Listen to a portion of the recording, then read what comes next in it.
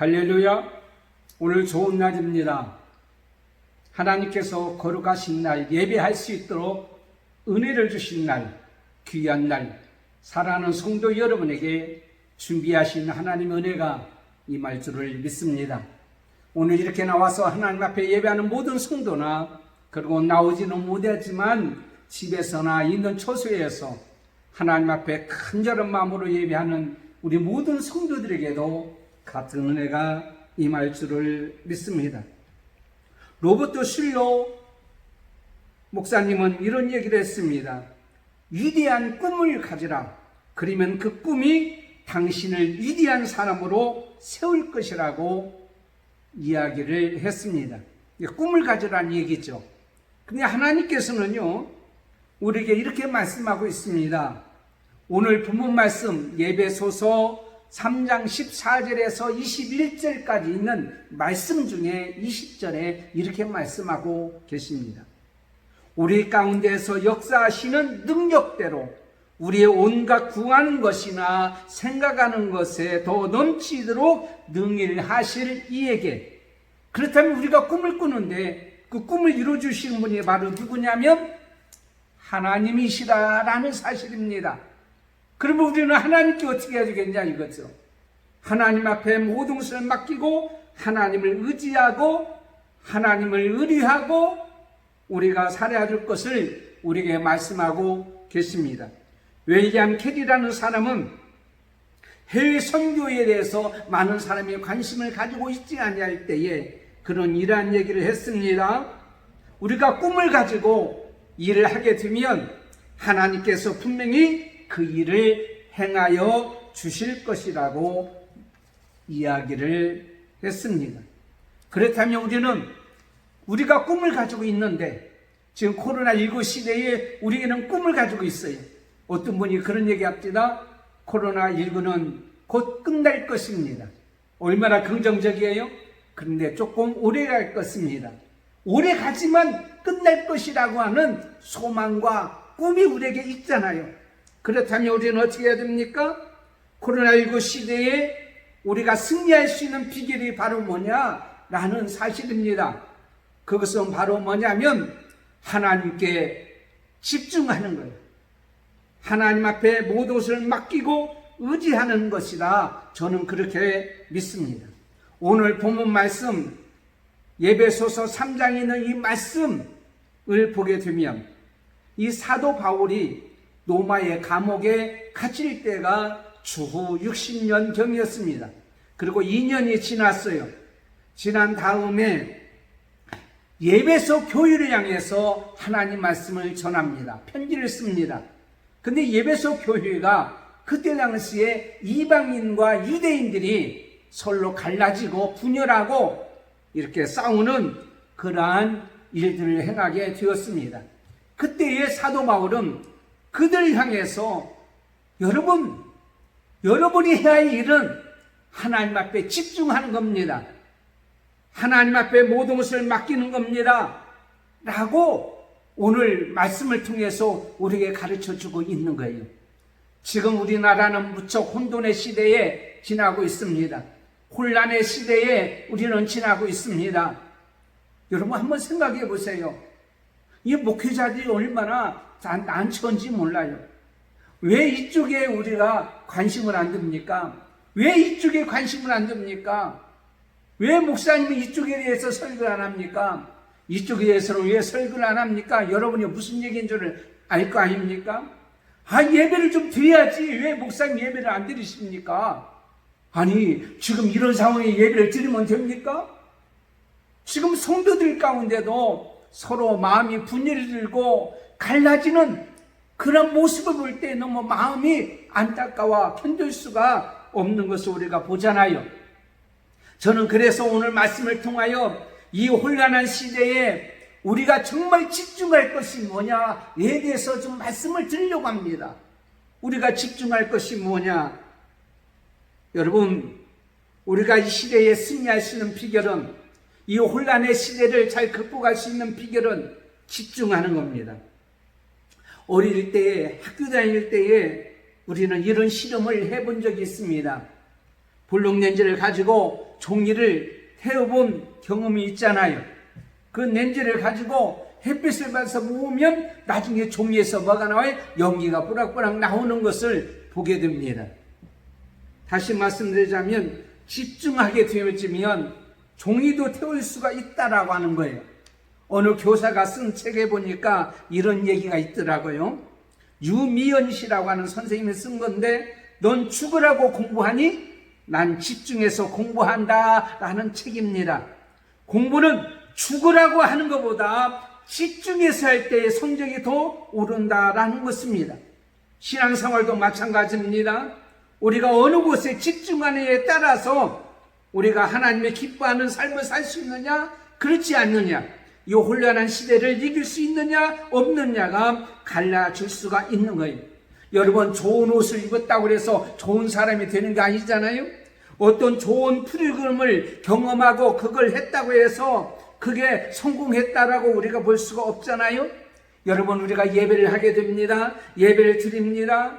근데 중요한 것은 우리는 예배를 할 때에 집중해서 예배를 드려야 될 것을 하나님께서 말씀하고 있는 것을 보게 됩니다. 우리 영적으로 우리가 무엇에 집중하고 있습니까? 지금 이 혼란한 시대에 어떤 것에 집중하고 있습니까? 우리가 어떤 삶에 집중하고 있습니까? 무엇에 우리가 집중하고 있느냐라는 사실입니다. 오늘 그래서 사도 바울은 예배소 교인들을 향해서 여러분이 집중해야 될 것은 바로 이것이라고 우리에게 가르쳐주고 있는 거예요. 첫째는 바로 뭐냐면 하늘과 땅의 모든 족속에게 이름을 주신 하나님께 집중하라고 오늘 14절에서 15절까지 있는 말씀을 보면 기록되어 있습니다. 사도 바울은 이렇게 얘기합니다. 이 세상을 창조하신 분이 누구죠? 하나님이십니다. 이 땅에 생사화복을 주관하신 분이 누구시죠? 하나님이십니다. 그러므로 우리는 사람에게 집중하지 말고, 어떤 이념에게 집중하지 말고, 어떤 사상에 집중하지 말고, 이 땅의 사상과 이념과 도덕과 윤리와 모든 것을 주관하시는 하나님께 우리는 집중하기를 원하고 계시다라는 사실입니다. 그 하나님은요, 오늘 말씀에 뭐라고 기록되어 있어요? 이름을 주신 하나님, 이름을 주었다라고 하는 것은 뭡니까? 그의 모든 성정을 다 아시는 분입니다. 여러분, 자식들의 이름을 지을 때 그 아이들에 대해서 우리는 알지를 못하고 이름을 짓잖아요. 이렇게 되었으면 좋겠다 하고 이름을 지었잖아요. 근데 하나님은요, 장차 되어질 것을 다 아시고 이름을 지어준 거예요. 그래서 시몬을 베드로라 하라. 너는 반석이다. 주는 그리스도시요 살아계신 하나님의 아들이시니라. 나는 신앙 고백 속에서 살기를 원했고 그러한 믿음으로 살기를 원해서 베드로라고 하는 이름을 주었어요. 저는요, 우리 아이들 이름을 지을 때요, 신성한, 신선해, 이 땅에서 신성한 아이로, 이 땅에서 거룩한 아이로, 하나님의 자녀로 살게 해 주옵소서. 신선해는 베풀선의 바다해입니다. 떠오르는 바다같이 많은 것을 베푸는 아이가 되게 해 주시옵소서.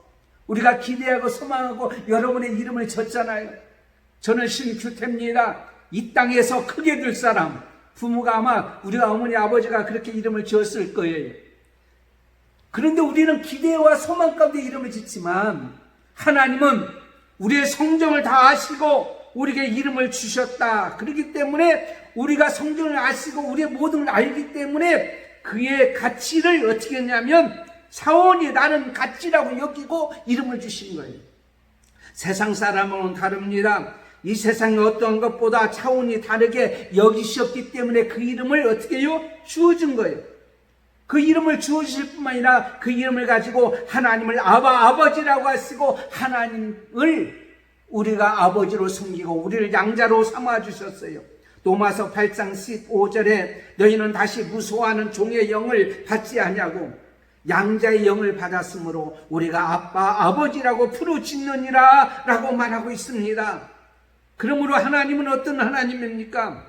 우리의 모든 것을 다 아시고 성격도 아십니다. 성품도 아십니다. 앞으로 어떻게 살 것도 않습니다. 그렇기 때문에 우리가 부족한 것을 하나님이 채워주시는 분이에요. 하나님께서 약한 것을 강하게 해주시는 분이에요. 우리의 인생의 모든 삶, 이 땅의 모든 것을 다 주관하실 뿐만 아니라 그리고 우리를 구원하시는 하나님. 그러므로 여러분, 하나님 앞에 집중하는 것은 어떤 겁니까? 죽은 자는 집중할 수 없어요. 이 세상이 영적으로 하나님께서 우리에게 이름을 주시고 이 땅을 주관하시고 모든 인간의 생사복을 주관하시는 하나님 앞에 우리는 어떻게 해요? 이것을 알고 믿는 자만이 그 하나님을 바라보고 사는 것 아닙니까? 그러면 이 시대에 모든 것을 주관하시는 하나님 앞에 오늘 말씀의 15절에 말씀하고 있습니다. 무릎을 꿇고 라고 말하고 있어요. 무릎을 꿇었다는 말은 뭐냐면 나를 그분 앞에 항복하는 거예요. 그분의 모든 것을 맡기고 엎드리는 거예요. 그분의 은혜만을 기다리는 거예요. 하나님이여, 나를 긍휼히 여주세요. 나를 도와주세요. 그분만 바라보는 것은 그분에게 모든 것을 맡기는 거 아닙니까? 무릎을 꿇었다는 것은 간절한 마음이 있어요. 지난주에 말씀드린 것 같이 열왕기상 18장에 위대한 선택, 이 혼란한 시대에 하나님의 선택했는데 무릎 사이에 머리를 집어넣고 어떻게 했어요? 하나님 앞에 기도했다고 했어요. 집중해서 기도했어요. 간절하게 기도했어요. 그때에 3년 6개월 동안 비가 내리지 아니한 곳에 비가 내려주는 놀라운 역사가 이루어졌던 것 같이 코로나19 시대에 모든 것이 막히고 셧다운된 이 시대에 우리는 간절히 무릎을 꿇고 하나님 앞에 간절히 집중할 때에 하나님의 은혜를 구할 때에 하나님께서 은혜를 베풀어 주셔서 막혔던 것이 열려줄 줄 믿습니다. 안 되는 것이 되게 될 줄 믿습니다. 만나지 못하는 삶을 만나는 역사로 만들어 주실 줄 믿습니다. 여러분, 옛날에 우리가 기도원 다닐 때요, 산에 가면은요, 기도원에서 강사 목사님들이 그런 얘기했어요. 오늘 밤에 산에 가서 기도할 때 소나무 하나씩을 뽑으세요. 진짜 밤새도록 소나무 잡고 씨름하고 어떤 때는 뽑을 때도 있고 밤새도록 못 뽑을 때도 있는데요. 지금은 뽑으면 안 되죠. 환경보호법에 의해서 뽑으면 안 되지만 도봉산에 올라가고 청계산에 올라가고 삼각산에 올라가고 하늘산에 올라가서 소나무씩을 몇 개씩 뽑았던 경험담이 우리가 있는 것을 보잖아요. 그 정도 우리는 어떻게 해요? 하나님 앞에 간절히 구하고 간구했던 우리가 보게 되어집니다. 우리가 이 세상에 살아갈 때 환경의 영향을 받고 사는 것은 사실입니다. 그런데 환경의 영향을 받고 살 때에 좋으면 기쁘고 안 좋으면 불안하고 초조해하는 것을 보게 돼요. 남으로부터 오해를 받거나 속상한 말을 들 때도 섭섭한 생각이 들고 마음이 분하고 억울한 생각이 들고 미운 감정이 들고 자존심이 상하고 불쾌한 감정이 생기고 이로 말미암아서 우리가 힘들어할 때가 많이 있잖아요. 지금 이 시대에는 너무 힘들고 어려운 그러한 일들을 많이 당하고 있고 경험하고 있고 듣고 있는 것을 우리가 보잖아요. 그런데 오늘 예배서서 이렇게 말씀하고 있습니다. 이러므로 내가 하늘과 땅에 있는 각 족속에게 이름을 주신 아버지 앞에 무릎을 꿇고 비노니 환난이 오고 어려움이 닥성하면 우리는 오늘 말씀같이 하나님 앞에 두 손 들고 무릎 꿇고 간절히 하나님 앞에 부르짖고 간구할 것을 말씀하고 있는 것을 보게 됩니다. 사도 바울이 예루살렘에 올라갔다가 3차 전도 여행을 마치고 예루살렘에 올라갔다가 체포돼서 어떻게 했어요? 말년에 로마 감옥에 있어요. 앞으로 어떻게 될지 몰라요. 어떤 일이 일어날지 몰라요. 그래서 옥중에서 그런 에베소서, 빌립보서, 골로새서, 빌리몬서를 이제 옥중에서 집필하게 되어집니다. 그런 가운데 오늘 말씀을 통해서 우리에게 보여지면 뭐냐면 예배소에 있는 성도들을 내가 다시 못 볼지는 모른다.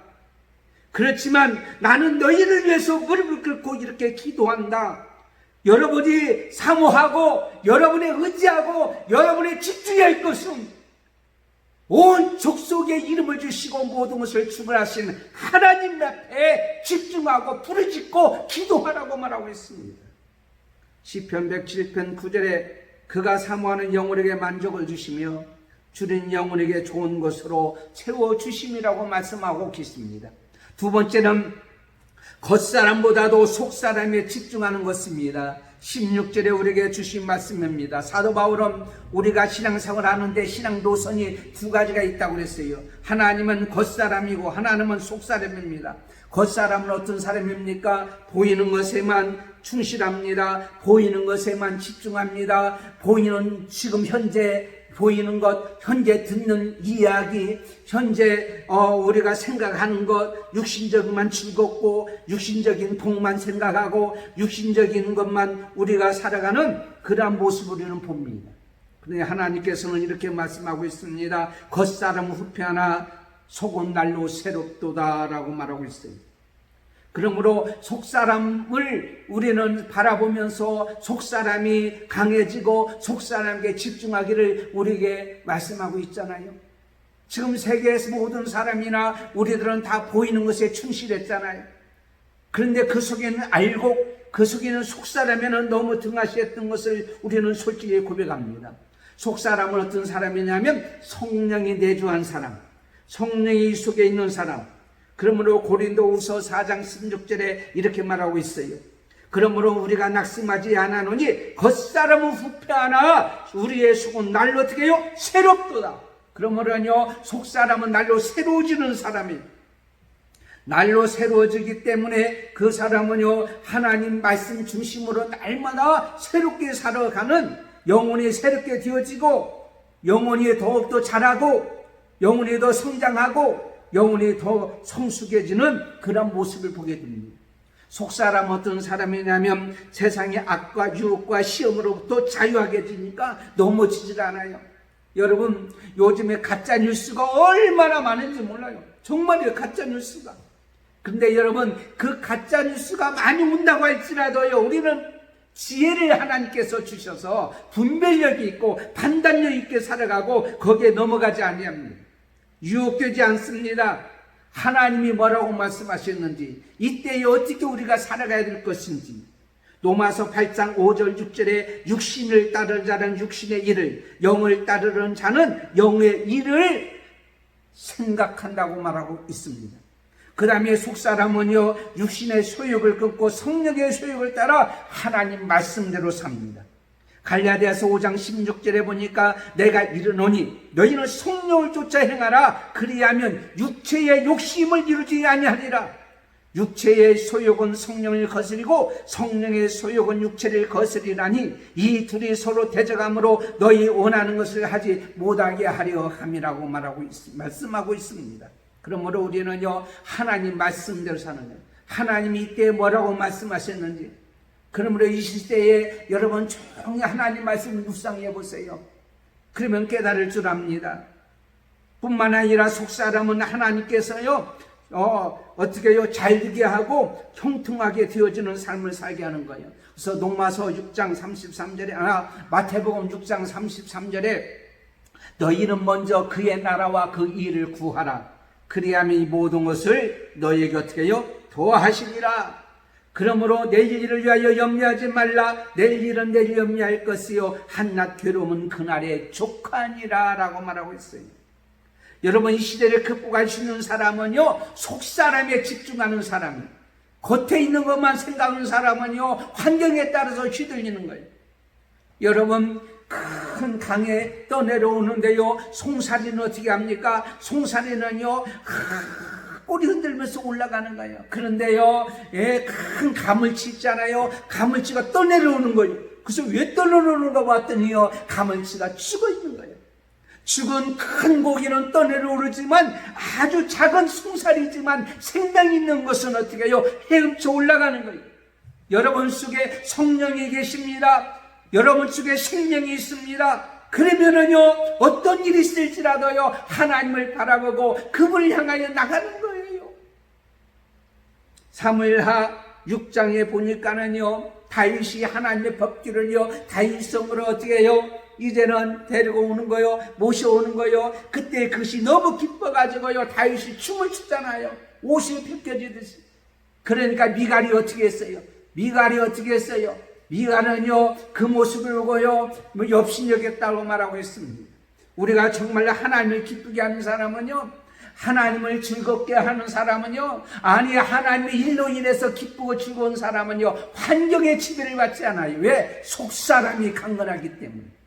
그 다음에는 세 번째는요, 예수 그리스도께서 우리의 마음속에 계심으로 말미암아 예수님의 지배를 받는 일에 집중하는 거예요.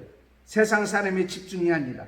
로마서 8장 9절에 너희 속에 하나님이 영이 계시면 너희가 육신에 있지 아니하고 영에 있나니 누구든지 그리스도의 영이 없으면 그리스도의 사람이 아니라 그랬어요.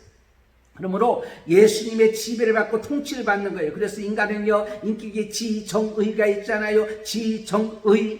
그러므로 그가 생각하는 거, 감정하는 거, 그 다음에 그가 행동하는 거, 모든 것을 예수님이 어떻게 해요? 주인이 되셔가지고 통치가 돼 있어서 그걸 주관하시는 거예요. 그래서요, 그분의 지배를 받고 그분의 이제 통제를 받게 되어지면은요, 어떻게 되냐면 그분이 부족함이 없게 해주시고 공급해 주신 거예요.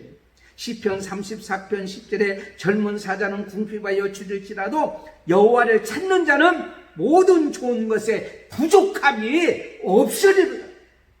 시편 1편 1절부터 보니까는 그는 시냇가에 심은 나무가 철을 따라 열매를 맺으며 그 잎사구가 마르지 아니함 같으니 그가 하는 모든 일이 다 어떻게 해요? 형통하리라. 여호와는 나의 목자시니 내게 부족함이 없으리로다.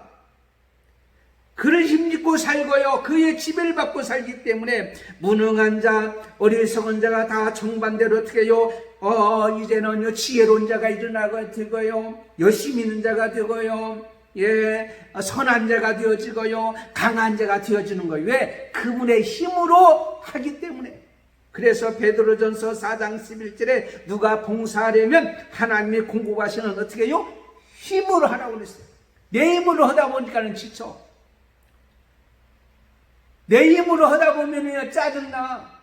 그러나 하나님이 내 속에 계셔서 이 보배가 내 속에 있으니까 결코 좀 쓰러질 때도 있고 넘어질 때도 있지만은 결코 완전히 넘어지거나 완전히 쓰러짐을 받지 않냐고 일어서서 살아가는 그러한 복된 사람이 되어지는 거예요. 여러분, 우리 교회 모든 각 방마다 어떻게 있어요? 번호키가 있잖아요. 번호키. 근데 번호키를 눌러도 이게 움직이지도 않는 거예요. 이게 고장이 났나? 부시야 되나? 어떻게 되나?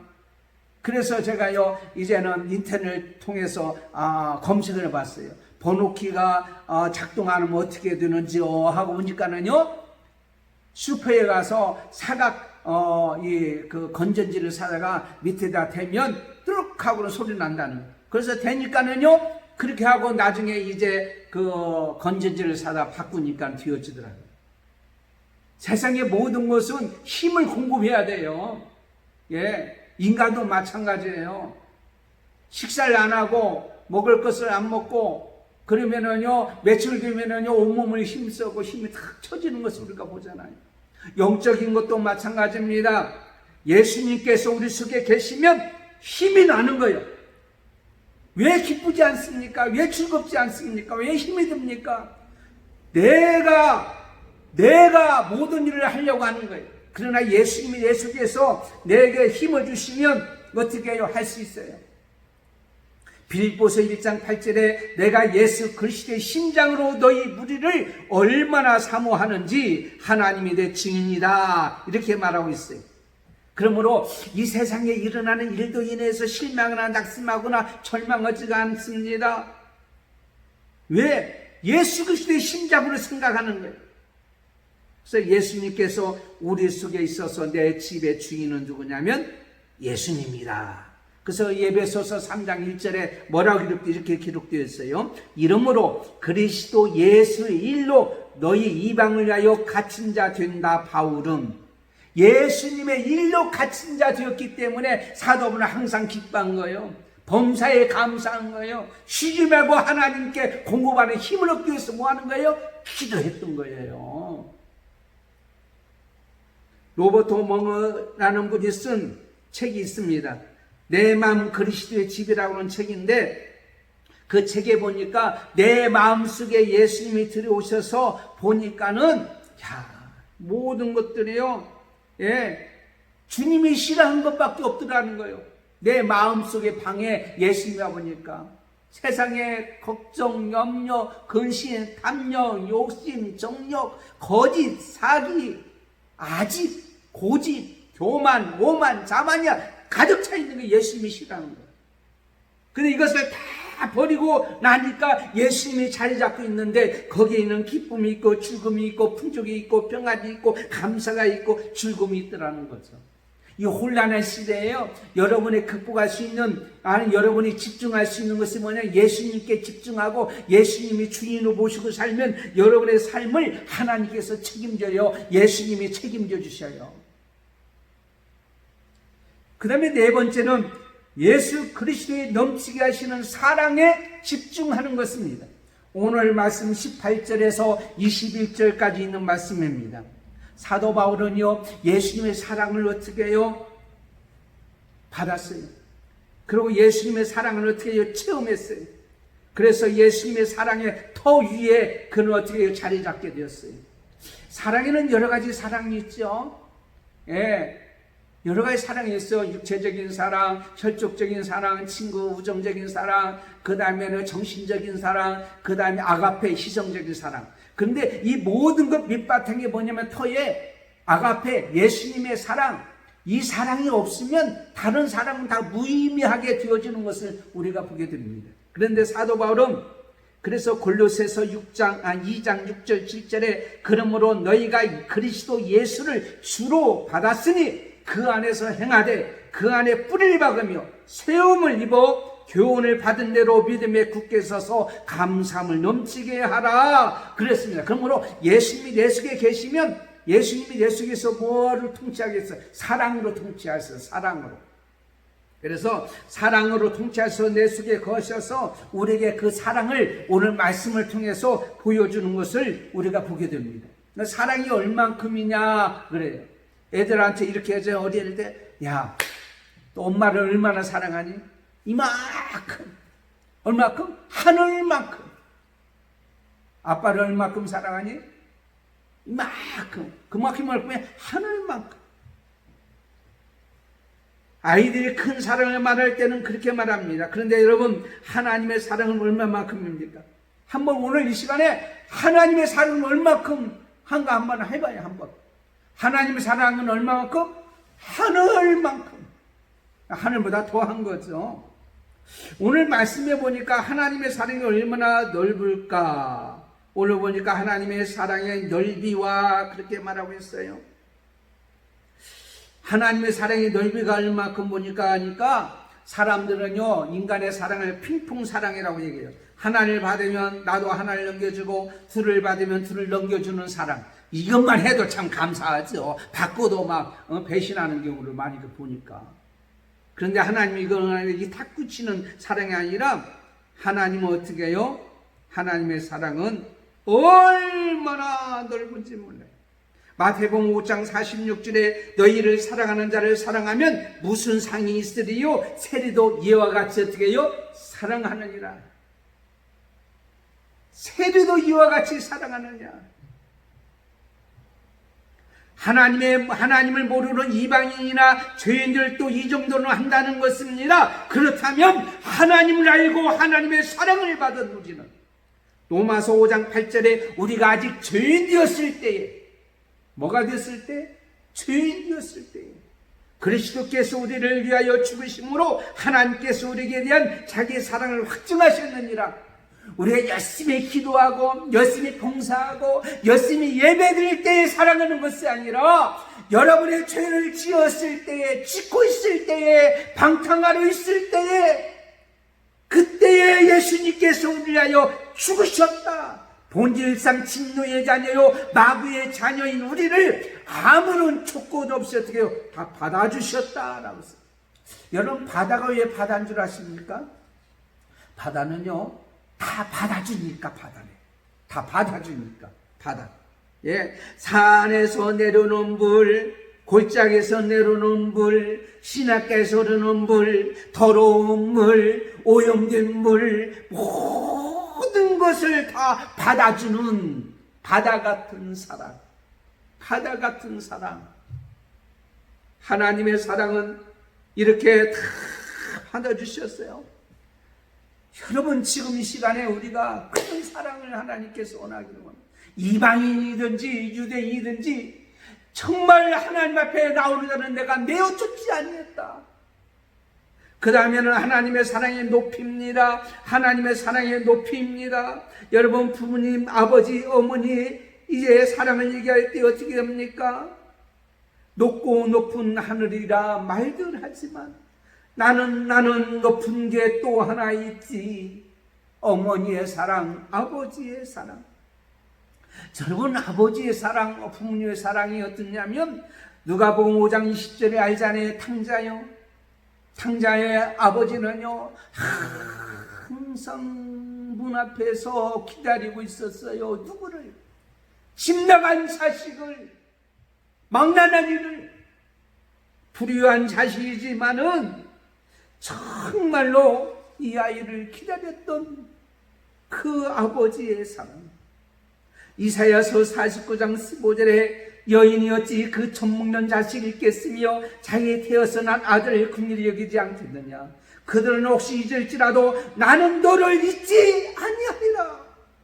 요한복음 6장 37절에 아버지께서 내게 주시는 자는 다 내게로 올 것이요 내게 오는 자는 내가 결코 내어쫓지 아니하리라.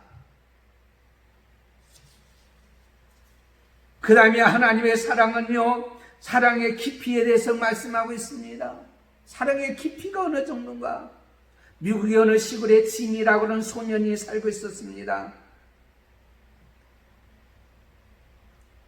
그런데 10살에 그는 6살의 어린 여동생을 귀하게 여겼는데요, 동생이 자전거에서 떨어졌어요. 다리에 동맥이 끊어져서 이제는 죽어가고 있을 때에 의사가 달려와서 큰일 났습니다. 이 아이의 피를 수혈하지 않으면 죽습니다. 근데 그 아이의 피는요, 특별히 다른 피예요. 많은 삶이 가지지 않는 피예요. 빨리 피를 수혈해야 되는데 그러면 얘가 죽는데, 그때에 이 오빠가 내가 동생을 위해서 피를 뽑아줄게요. 검사해보니까 할 수 있는 피예요. 그래서 오빠의 피를 빼서 어떻게 해요? 동생하다 해서 동생을 살렸어요. 그런데요, 침대에 이어서 이 오빠가 일어나질 않는 거예요. 달달달 떨고 있는 거예요. 그래서 왜 그러니? 그랬더니 저는 언제 죽나요? 저는 안 죽나요? 자기 피를 빼면 죽는 줄 알면서 동생을 위하여 피를 빼줬던 이 소년의 이 기사를 보고, 이 사건을 보고 많은 사람이 감동을 받았다는 거 아니에요. 그런데 사랑하는 성도 여러분, 우리 예수님의 사랑은요, 우리를 위해서, 우리의 죄를 위해서 십자가에 돌아가셨다는 말이에요. 그 사랑. 요한복음 15장 13절에 사람의 친구를 위하여 자기 목숨을 버리면 이에서 더 큰 사랑이 없다고 했는데, 특별히 우리의 영혼을 위해서 이렇게 십자가에 돌아가신 예수님의 그 사랑의 깊이, 죽기까지 지금 우리를 사랑하신 그 사랑, 그 다음에는 하나님의 사랑의 길이입니다. 얼만큼 길이가 큰지 몰라요. 여러분, 누가 그런 얘기 합니다. 신혼의 사랑은 3년 이내에 끝난다. 인간의 사랑, 하루 만의 사랑, 한 달 만의 사랑, 1년의 사랑, 길이가 요즘에 너무 짧아요.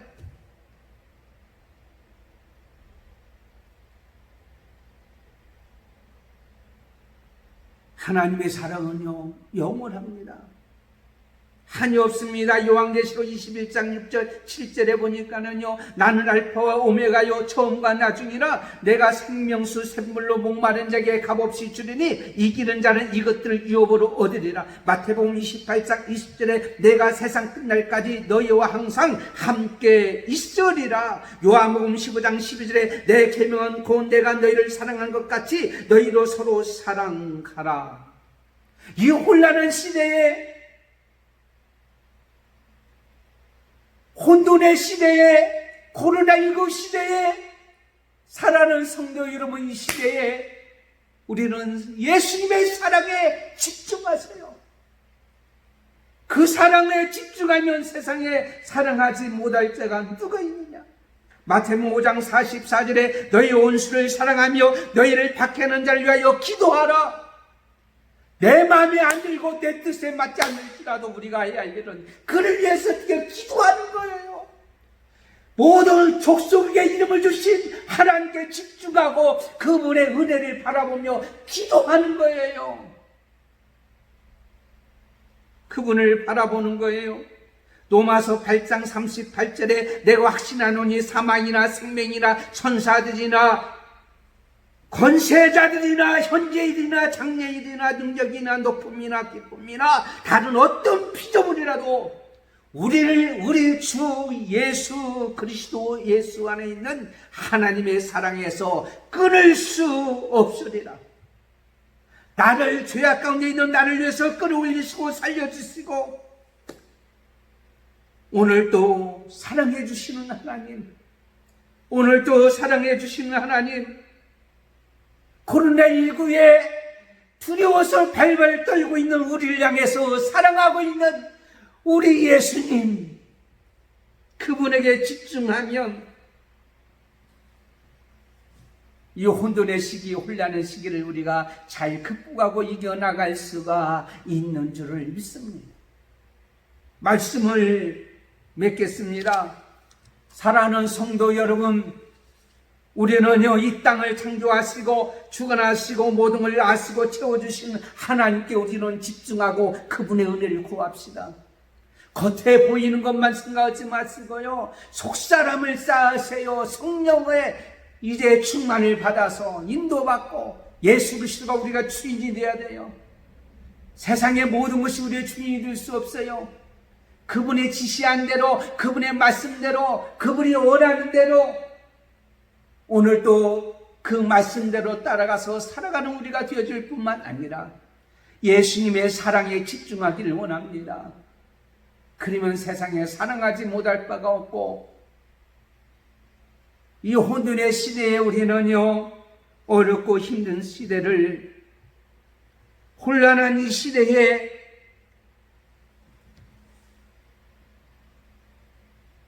낙심하고 절망하지 아니하고 사사로지 아니하고 우울증이 자주 오더라고요. 요즘에는 우울증, 정말 이러다가 진짜 우울증, 세상 사람들 우울증 걸린 사람 많겠어요. 보이는 것에 우리는 집중하기 때문에 그러다 보니까 막 누가 미워지고 너 때문이야, 니그 때문이야 막 원망하고 저주하고 막 못 사는 거예요. 불평 원망 속에. 오늘 말씀같이 우리는 싹 버리고 탁월한 집중하십시오. 세상 살이며 하지 않은 집중하고 나갈 때 우리는 어떻게 해요? 우리는 세상 모든 것을 태워버리고 세상의 모든 것을 이기고 극복하고 승리하는 모든 성도가 될 줄을 믿습니다. 하나님 감사합니다. 오늘 주신 말씀같이 이 혼란한 이 시대에 탁월한 집중하기를 원합니다. 오직 하나님께만 집중하고 겉모습보다 속사람에 집중하고 예수 그리스도의 지배를 받고 사는 일에 우리는 집중하고 사람의 말이나 사람의 흔들리는 어떤 일에 우리는 집중하고 보이는 것에 우리는요 집중하고 살 것이 아니라 예수 그리스도 나를 위하여 십자가에 누우신 그 사랑에 집중하고 살아가는 우리가 되게 하여 주셔서 이 혼란한 시기를 극복하고 나가는 우리 모든 자가 되게 해 주시옵소서. 하루속히 정상적으로 예배드리게 해주시고 회복되게 해주시고 우리의 삶도 회복되게 해주시고 인간의 관계도 회복되게 해주시고 가정도 회복되게 해주시고 건강도 회복되는 기적의 역사가 일어나게 주옵소서. 예수님의 이름으로 기도드리옵나이다. 아멘. 사랑하는 성도 여러분, 조금 완화가 되었지만 완전히 완화가 될 수 있도록, 그리고 철두철미하게 우리는 예방수칙을 지키고 우리는 소독도 하고 마스크도 꼭 쓰고 그렇게 살아가기를 원합니다. 이번 주에도 새벽기도 이제 자유롭게 나오셔서 말씀을 묵상하고 기도하시고 돌아가시면 되고, 수요일날 금요일날은 제가 드려주는 설교문을 꼭 읽으셔서 은혜가 있는 그러한 일들이 많이 일어날 줄 믿습니다. 특별히 이번 주는 대한예수교 장로회 합동 측 총회가 있습니다. 30교회에서 나눠서 이렇게 비대면으로 회의가 있으니 위에서 기도해 주시기를 바랍니다. 기도하겠습니다. 지금은 우리 주 예수 그리스도의 은혜와 하나님 아버지의 무한하신 사랑하심과 성령님의 감동, 감격, 충만, 교통, 인도하심이 오늘 말씀같이 오직 이 세상에서 탁월한 집중하기를 원하는데 하나님께만 속사람에게 예수님의 통치를 받으며 예수님의 사랑에 집중하여 이 시기를 잘 극복하고 승리하는 모든 성도들과 가정과 교회와 그리고 믿음의 권속들과 믿음의 자녀들 머리에 그리고 오늘 모든 예배 가운데에 지금부터 영원토록 함께 있을지어다. 아멘.